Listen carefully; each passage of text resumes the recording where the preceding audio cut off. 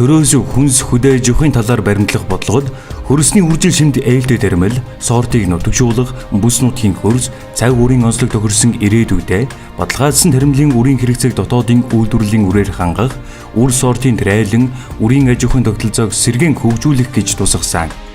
Энэ төрлийн бодлогыг хэрэгжүүлэх ажлын хүрээнд трайлангийн тухай хуулийн шинжилсэн найруулгыг 2016 онд улсын хурлаар баталсан. Тус хуульд үр трай, тэжээл, төмс, хүнсний ногоо, жимсгний сорт бүтээх, сорих, сортын үр, суулгах үржүүлэх, үйлдвэрлэх болон төмсний бичил болцоо үйлдвэрлэх ажлыг төрөөс дэмжих, санхүүжүүлэхээр тусгасан. Хүнс хөдөө аж ахуй хөнгөн үйлдвэрийн яам тус хуулийн хэрэгжилтийг хангах ажлыг зохион байгуулж ажиллаж байна. Мөн холбогдох журмууд дагалдан гарна, тэдгээр журмуудын төслийг боловсруулах ажил хийгдэж байна. Түүнчлэн 1999 онд батлагдсан боловч хэрэгжилт хангалтгүй байгаа Таримал ургамлын үр сортын тухай хуулийг шинжлэх ажлын хэсэг байгуулагдсан хүнс хөдөө аж ахуйн талаар төрөөс баримтлах шинжлэгдсэн бодлого, концепц, шинжлэн найруулагдсан хуультай нийцүүлэх, бодит амьдралд бууж хэрэгжих хуулийн төслийг боловсруулахаар ажиллаж байна. Монгол Улсын засгийн газрын 2016-аас 2020 оны үйл ажиллагааны хөтөлбөрт адрын 3 дугаар аяныг үргэлжлүүлэн үр тариа, төмс, гол нэрийн хүнсний ногоог 100%, Таримал ургамлын 50% дотоодын үйлдвэрлэлээр хангахаар тусгасан. Түүнчлэн тус хөтөлбөрт Таримал ургамлын үр үржүүлийн аж ахуйг цогцлбор байдлаар хөгжүүлж, үрийн сорт чанарыг сайжруулах замаар гаагаас авах ургацын хэмжээг нэмэгдүүлэх зорилт дэвшүүлэн ажиллаж байна. Энэ зорилт хөтөлбөрийг амжилттай хэрэгжүүлэхэд үр сортын салбарыг сэргээх, зөв бодлого, эрх зүйн орчин, удирдлага, зохион байгуулалт, санхүүгийн механизм шаардлагатай. Газар тариалангийн үйлдвэрлэл эрхлэгч аж ахуй нэгж, иргэд, тариаланчдын ажиллах сонирхлыг нэмэгдүүлэх, тэдний бие даан хөгжих таатай эрх зүйн орчныг бүрдүүлэхийг хичээн ажиллаж байна. Монгол улсад 1990 оноос хойш ер нь үрийн аж ахуйн тогтолцоо бол ерөөхдөө алдагдсан гэж ойлгож болно. За энэ сүүлийн жилүүдэд одоо эрчимтэй өөрчлөгдөж байгаа энэ цаг агаарын нөхцөл өөрчлөлт энэ их дулаалтай холбоотойгоор одоо ургацын тогтвортой ургац авах нөхцөл бол төдийлөн одоо тогтвортой биш байна. Энэ нөхцөлд бол бид одоо тогтвортой ургац жил болгон авахд олон хүчин зүйлээр шалтгаалж байгаа. За үүний нэг нь бол зайлшгүй одоо өөрсдөө дотооддоо үрээ үйлдвэрлэж, за ямар ч гам болсон одоо дотоодынхаа үйлдвэрлсэн нөөцлсөн үрээрээ Монгол орн нутгсан сортын үрээр тариалах энэ бол хамгийн нэгдүгээр чухал асуудал гэж үзэж байгаа. Хөдөө аж ахуйн сургуулийн харьяа ургамал гац тариалангийн хүрээлэн маань өнөөдөр Монгол улсын засгийн газраас хэрэгжүүлж байгаа. За газар тариалангийн салбарт хэрэгжүүлж байгаа бодлогын хүрээнд за Монгол орнд дасан зохицсон шинэ Таримал ургамлын одоо сортууд бий болгох, тэдгээрийн тариалах технологиг боловсруулах, за нутгсан сортуудын одоо элит болон супер элит шатны үрийг үржүүлж аж ахуйн нэгжүүдэд тараах, тариаланчтай бас технологийн чиглэлээр сургалт сурчлагаа их ийм одоо чиг үүрэгтэйгээр үйл ажиллагаа явуулж байна. Монгол орны үр тарианы гол асуудал одоо олон технологиуд байгаа. Тэр дотор бол үрийн асуудал бол маш чухал. Аж ахуйн нэгж компаниуд ариун ургац авахд бол нэг мөрдөх том технологийн асуудал бол үр сортын асуудал байгаа. Тухайн бүс нутагта тохирсон сортыг нэгдүгээр сонгож тариалах маш чухал. Дээр нь бүс нутагта тохирч байгаа сортынхон элит сайн чанарын үрийг авч тариалах нь бол маш чухал юм аа. Юуны төрөнд Монгол оронд дасан зохицсон ган одоо хуурай ийм нөхцөлд төсвөртэй, ургац ариунтай, чанартай шинэ сортуудыг бий болгох. За тэдгээрийн анхан шатны болон элит супер элит шатны үрийг үйлдвэрлэх. За энэ ажлыг сүүлийн үед нэлээд ашиглал хийж байна. За дээр нь ялангуяа хөрсний үржил шимийг сайжруулах, хөрсний үржил шимийг хамгаалах, за хөрсийг одоо бордод сайжруулах чиглэлийн технологиудад чиглэсэн одоо судалгааны ажлыг нэлээд түлхүү хийж байна. Хөдөө аж ахуйн яам нь бас энэ үрийн асуудлыг Монгол улсын хэмжээнд зохицуулахаар энийг бас одоо боловсронгуй болгох хөгжүүлэх чиглэлээр энэ жил бол бас нэлээд арга хэмжээ авсан. Тэгэхээр аж ахуйн нэгжүүдүүд бол үр үйлдвэрлэж аж ахуйн нэгжийг сонгон шалгаруулалт хийгээд 10 аж ахуйг бол үр үйлдвэрлэгч аж ахуй тусгай эрхийг бол өгсөн. За энэ тусгай энэ 10 аж ахуйтай болохоор яам, тариалан дэмжих сан, манай ургамал газар тариалангийн хүрээлэн хамтарч ажиллах ийм гэрээ хийгээд бид нар энэ аж ахуйн нэгжүүдэд элит үрийг өгч үржүүлэх, за тэр үржүүлгийн технологиг бид нар бас нэвтрүүлэх, тэдэнд технологийн зөвлөмж өгөх чиглэлээр нэлээд хамтарч ажиллаж байгаа. Ингэснээр бид бол бас цаашдаа доктортой ургац авах энэ олон хүчин зүйлүүдийн нэг асуудал болох үрийн асуудлыг бол шийдэх ийм зорилтыг тавьж ажиллаж байгаа. За энэ жил өнгөрсөн жил гэх юм бол бид нар бас 2017 оны хаврын тариалтанд бид бас энэ сонгогдсон 10 аж ахуй нэгжтэй тодорхой хэмжээний хүрээлэнгийн үйлдвэрлэсэн элит үрийг өгсөн байгаа. За өнөөдрийн байдлаар бол аж ахуйн нэгжүүд маань яамны харьяа тариалагддаг дэмжих сантай мөн одоо дархны ургамал газар тариалан эзэмшилээний хүрээл хамтарч ажиллах гэрээ байгуулад үрийн тариалангийнхаа талбайг даатгалд хамруулад ингэж явж байгаа. За өнөөдрийн байдлаар ургацсан тариалсан үрийн байдал бас тодорхой хэмжээнд хэвээ явагдаж байгаа. Ирэх намрын ургацаас тариал эрэлтэх дэмжих сандаа бол энэ аж ахуйн нэгжүүдийн хөгжүүлж байгаа энэ үрийг авч нөөцлөө. Үр маань чанартай, цутгалт сайтай, том фракцтай, тэгээд цэвэршилт өндөртэй, сортой холиогүй ийм үрээр бид үржүүлж чадаад энийг тариаланчдыг хангаж чадах юм бол бид бас ургац авах нөхцөл бүрдэн. Тэгээд энэ жил одоо бас нэлээд газар нутгуудад гандуу байна. Ийм гандуу нөхцөлд бол бас одоо ямар сортын төсвөртэй, ургац илүүтэй байгааг бас тариаланчд маань ч гэсэн ярьж байна. Тэгээд бид бас судалгааны дүнгээр ч гэсэн үнэхээр эх орны сортууд бол илүү ургацтай, ган халуун төсвөртэй, чанартай байгаа нь бол бас харагдаж байна. Таримал ургамлын сорт сорилд үрийн аж ахуйн тогтолцоо. Таримал ургамлын сорт сорилд үрийн аж ахуйн албан бус тогтолцоо. Таримал ургамлын сорт сорилд үрийн аж ахуйн албан ёсны тогтолцоо. 2016 оны эдсийн байдлаар тариалсан талбайн хэмжээ болон хураасан ургацын дүн үр тариалсан талбайн хэмжээ 377,349 га, ургацын хэмжээ 477,212 тонн. Үүнээс улаан буудаа тариалсан талбайн хэмжээ 355,382 га, ургацын хэмжээ 433,177 тонн. Төмөс тариалсан талбайн хэмжээ 14,630 га, ургацын хэмжээ 153,780 тонн. Хүнсний ногоо тариалсан талбайн хэмжээ 8,341 га, ургацын хэмжээ 93,529 тонн хураасан үр дүнтэй байна. Бодлогын өрөөнд Монгол улсын одоо хүнс үдээс хөнгөн үйлдвэрийн яам, за тэгээд Герман Монголын тогтвортой хөдөө аж ахуй төслөттэй хамтран бид Монгол орны үрийн системийн хэмжээнд сайжруулах чиглэлээр нэлээд ажлууд зохион байгуулж байгаамаа. Герман Монголын хамтын ажиллагааны тогтвортой хөдөө аж ахуй төсөл 2013 оноос Монгол улсад хэрэгжиж байна. 2013 оноос 16 оны 4 сар хүртэл 1-р үе шатнд хэрэгжсэн. Одоо 2016 оны 4-р сараас одоо хүртэл 2-р үе шатнд хэрэгжиж байна. Төслийн 1-р үе шатндаа бол илүү тариалтын арга технологи, шин дэвшилтэд аргачлалыг одоо Монгол улсын тариалт үйлдвэрлэлд одоо нэвтрүүлэх юм үндсэн зорилготой байсан. За 2-р үе шатндаа бид нэр үндсэн 3 сэдвээр үйл ажиллагаагаа чиглүүлэн ажиллаж байна. Үүний 1-р нь бол таримал ургамлын үр сортын эрх зүйн орчныг боловсронгуй болгох, 2-дугаарт нь хөрсний үржил шимийг сайжруулах, хамгаалах чиглэлээр, 3-дугаарт тариалангийн даатгалын тогтолцоог бий болгох энэ чиглэлээр ажиллаж байна. Монгол төмс хөтлөр гэж хэрэгжиж байх үед хөдөөж байгаа яамтай хамтарч одоо төмсний үрийн аж ахуйн системийг Монгол оронд бол шинээр одоо бий болгож эхэлсэн. За энэ бид хөдөөж байгаа яамаас тусгай зөвшөөрөл олгож 28 аж ахуйн нэгжид бол төмсний үр үйлдвэрлэх тусгай зөвшөөрлийг бол олгосон. Тэгээ энд бол төмсний ангидч үрийн аж ахуйн систем буюу элит хүртэл үе шатыг бол одоо эзэмшилгөөнөө байгууллагууд амин Сэлэнгийн аймгийн хөшөөс өмнөх элит үр компаниар бол гардаг. Ангидч үрийн аж ахуйн системийг бол элит үрийг гаргахын тулд одоо бид миний болцоо буюу бэсрэг болцоог бол дамжиж гаргадаг. Энэ юу гэсэн үг вэ? Эзэмшилгөөнөө байгууллагын лабораторид жишээ нь тархины хүрээлэнгийн биотехнологийн лабораторид, ургамал хамгааллын хүрээлэнгийн лабораторид бид бол төмсний одоо ургуулаа соёоноос нь эдийн авч тусгай нөхцөлд ургуулаад хурган ширэнд ургуулад ингэж гаргаж авдаг. Тэгээ хурган ширэнд ургуулсан ургамлыг бол цаашаа хүлэмжээр дамжуулж хүлэмжинд ургуулж ингэж тэр бичил болцоо бэсрэг болцоог бол гаргадаг юм байна. Тэгээ гаргасан бэсрэг болцоог бол жилд бол нэг 100-аас 120 мянган бэсрэг болцоо гаргадаг эзэмшилгөөний байгууллагад. За тэгээ гаргасан бэсрэг болцоог бол бид ил талбайд одоо эзэмшилгөөний байгууллагын одоо төмсний сектор мөн Сэлэнгийн аймгийн хөшөөс өмнөх элит үр компани дээр бол энэ бэсрэг болцоог үржүүлдэг. За энэ гаргасан бэсрэг болцоог бол 2 жил үржүүлээд элит үр гаргадаг юм байна.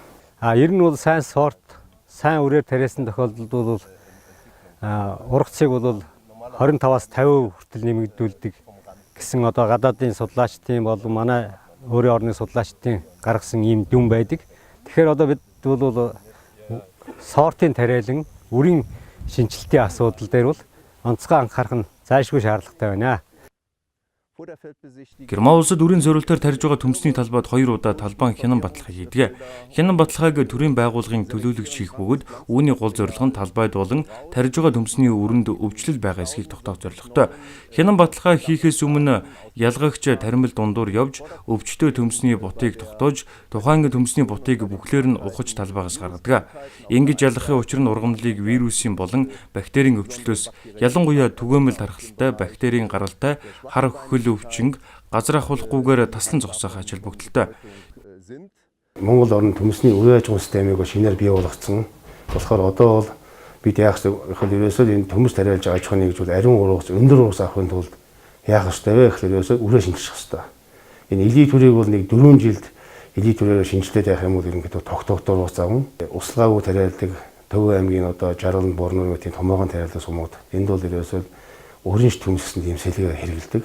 Ингэж олон жил ингэж энэ тариалснаас бол энэ төмсний өвчлөлт нэмэгддэг, ургас буурдаг. Тэгэхээр би бол энд юу гэж зөвлөн ерөөсөө сэлгээгээ бол нэмэх ёстой. Доотлон 3 сэлгээ хэрэглэх ёстой. Хэрвээ би үр авахаар бол мэдээж өөрийн төлж байгаа мөнгөнд тохирсон чанартай үр авахыг бодно. Ямар шалгуурууд тавих вэ гэвэл 1000 үрийн жин өндөр, жишээлбэл Улаанбуудын хувьд 1000 үрийн жин 40 граммаас их байх. Өөрөөр хэлбэл 1000 ширхэг үр 40 граммаас илүү байна гэсэн үг юм а. Түүний дараа үр хариуцлагыг чанартай сайн хийсэн байх хэрэгтэй. Үйлдвэрлэлийн аргаар хариуцгаагүй үрийг би хизээж худалдаж авахгүй. Дараагийн анхаарах асуудал бол соёолох чадвар. Хамгийн багадаа 90-с дээш хувьтай соёололтой байх ёстой. Мөн цухуух чадварыг тооцсон. Тариалтын дараа доод тал нь 80% цухуудтай байх ёстой. Эдгээр шаардлагуудыг би тарих хүрээндээ тавьдаг. Мөн шуудан дээрх тухайн үрийн гарал үүслийн гэрчилгээ ямар чанарын үзүүлэлтүүдтэй байна гэдгийг анхаардаг. Миний захиалсан үр ирэхээс миний ажил эхэлнэ. Би тэндээс бага хэсгийг дээжэд авдаг. Магадгүй дараа асуудал гарвал тэр үрэндээ шинжилгээ хийн гэсэн үг. Жишээ нь миний худалдаж авсан үр ямар нэгэн өвчтөй байсан уу? Эсвэл хог ургамлын болон өөр төрлийн таримлын үрийн холцтой байсан уу гэдгийг нотлохоо болгоно. Үрийн дээжийг нийлүүлэгчийн дэргэд авч битүүмжлэн хадгалдаг. Дараа үрийн чанар хангалтгүй тохиолдолд тэр дээжээр нотлох баримт болоод. Энэний нэг ололт бол одоо манай орны нөхцөлд ихэд бол өөрийн орны гаргасан одоо 10-аад сорт нутгсан сортоор батлагдаж Монгол улсын газар тариалангийн 50 орчим хувьд нь одоо өөрийн эх орны сортуудын тариалж байгаа нь одоо бас ялангуяа энэ байгаль цагуурын өөрчлөлт ган дулааны давтамд нэмэгдэж байгаа энэ үед бол тодорхой хэмжээний чанартай сайн ургац авахд бол өөрийн орны сортыг сонгон тариалснаар одоо энэ асуудал бол бас нэг шийдэгдэх хүчин зүйл болж байна. Монгол улс жилд дунджаар 360 гаруй мянган талбайд Улаанбуудаа тариалдаг бөгөөд үүнд ойролцоогоор 55 мянган тонн үр шаардагддаг. 2017 оны тариалтад шаардлагатай буудаа нийт үрийн 70% тариалан эрхлэгч аж ахуй нэгжүүд өөрсдөө 8% тариалан эрхлэлтийг дэмжих сан 10% онцгой байдлын ерөнхий газрын харьяа улсын нөөцийн газрын үрийн нөөцөөс тус тус нийлүүлж 8% үр дутгаар байна. Үүнийг бид импортоор Оросын холбооны улсаас худалдаж авч тариаланчдад олгодог. Хэдийгээр дутагдж байгаа үрийн хэмжээ бага мэт харагдаж байвч нийт тариалтад ашиглаж байгаа үрийн чанарын асуудлыг хөндвөл ихээхэн хэмжээний чанартай үр шаардагдах болно. 2017 оны хавар нийт 517.4 мянган га талбайд тариалт хийсэн. Үүнээс Улаанбуудааг 366,900 гад буюу 70.9%, төмсийг 14,600 гад буюу 2.8%, бусад үр тариаг 24,700 гад буюу 4.7% нь тариалсан байна. Үрийн тариалан эрхэлж байгаа иргэн аж ахуй нэгж үрээ шинчлэхийг хүссэн тариаланчид аль болох бага өвчлөсөн чадвал огт өвчлөөгүй үрийг хүргэхийг зорддог. Эрүүл үр нь төмсний үйлдвэрлэл амжилттай байх гол хүчин зүйл бөгөөд ургац авах магадлал ургацын хэмжээнд шууд нөлөөлнө. Өөрөөр хэлбэл эрүүл төмсний үрээр тариалалт хийж эрүүл ариун хүнс үйлдвэрлэнэ гэсэн үг юм а. Бактериар өвчлсөн төмс ялдарч муудах бөгөөд хадгалалт даахгүй зойронд бусад төмсөнд хурдан халдварлаж бүх төмсийг устгах аюултай. Үүнээс гадна бактериар өвчлсөн булцыг суулгахад ургахгүй, ургалаач гэсэн өсөлт хөгжил муутай байдаг. Үрийн төмсний талбайд 2 дахь удаагийн хянан баталгаа хийхдээ талбайн хэд хэдэн хэсгийг таримлаас дээж авч вирусын шинжилгээнд өгдөг. Ийхүү шинжилгээний хариу талбайд хийсэн хянан баталгааны дүгнэлт төмсний ургац тодорхойлох хэмжилтийн дүн зэргийг нэгтгэн дүгнэж шаардлага хангасан тохиолдолд тухайн төмсийг үрийн зориултаар худалдан борлуулахыг зөвшөөрч гэрчлэлгээжүүлнэ.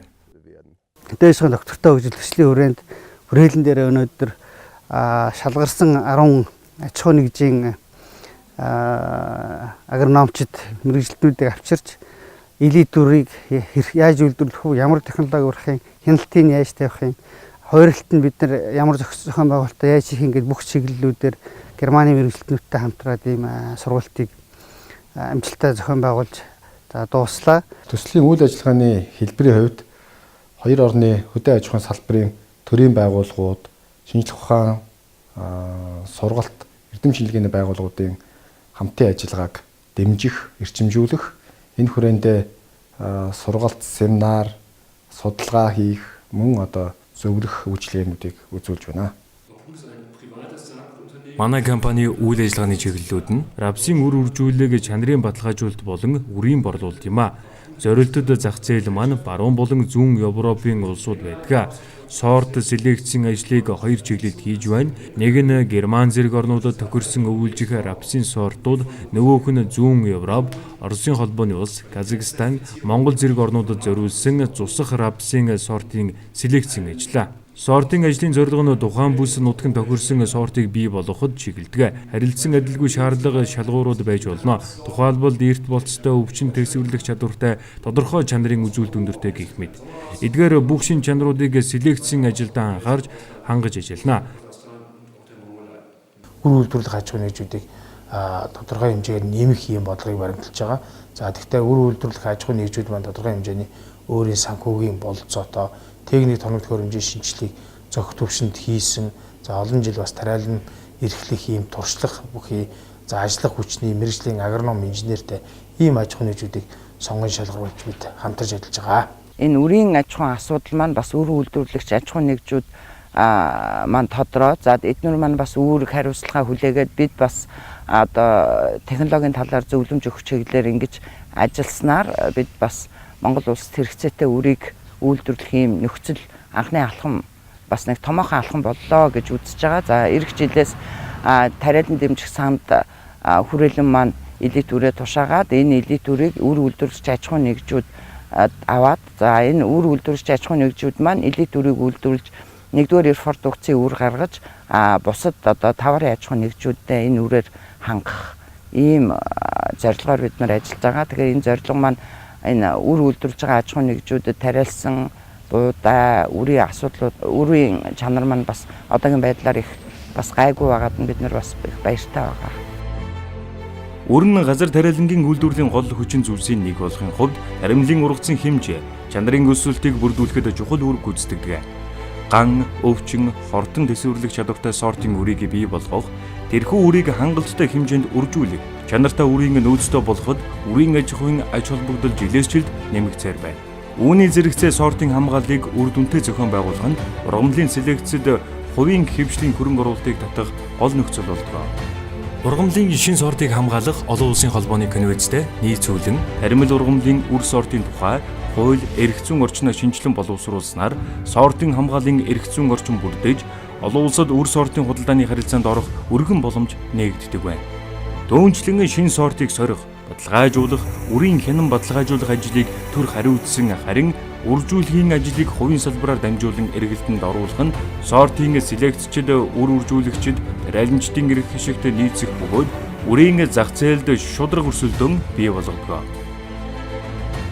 Герман болон Европын холбооны хөдөө аж ахуй өндөр хөгжсөн улс орнуудад сортын хамгаалал, сорт ашиглалтын эрх зүйн орчин нарийн зохицуулалттай байдаг бөгөөд энэ нь олон 10 жилийн туршид бий болж хөгжсөн түүхтэй. Монгол орны хувьд эхний ээлжинд харьцангуй энгийн зохицуултуудыг нэвтрүүлж цаашид аажмаар боловсронгуй болгох арга замыг эрэлхийлхэн зүйтэй.